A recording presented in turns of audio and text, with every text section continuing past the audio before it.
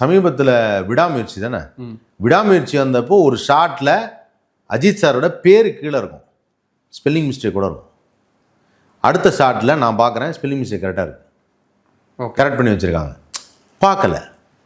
இப்போ இதை வந்து ஆடியன்ஸ் இன்னைக்கு பார்க்கல, என்னங்க இதெல்லாம் இந்த மாதிரி சின்ன சின்ன விஷயம் நோட் பண்ண மாட்டாங்க.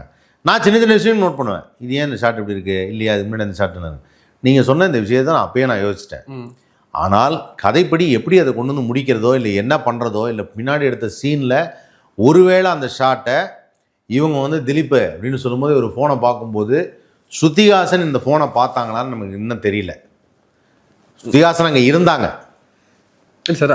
அதுக்கு அடுத்த சீனு எங்கள் அப்பா அடிச்ச நான் திருப்பி அடிக்கிறேன், அதான் ஃப்ரண்ட்ல வந்து பேசுவாங்க. அப்போ ஃப்ரண்ட்ல வந்து பேசும்போது பேக்கில் வந்து அவங்க இருந்தாங்கன்னா எனக்கு தெரியல, நான் பார்க்கல.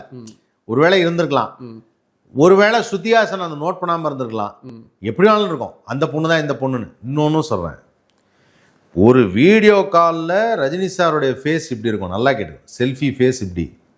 செல்ஃபி எடுக்கும்போது உங்களுக்கு ப்ராப்ளம் தெரியும்ல, நம்ம ஃபேஸ் தான் தெரியவா தெரியும், பின்னாடி இருக்கவங்களாம் புள்ளி மாதிரி தான் தெரிவாங்க.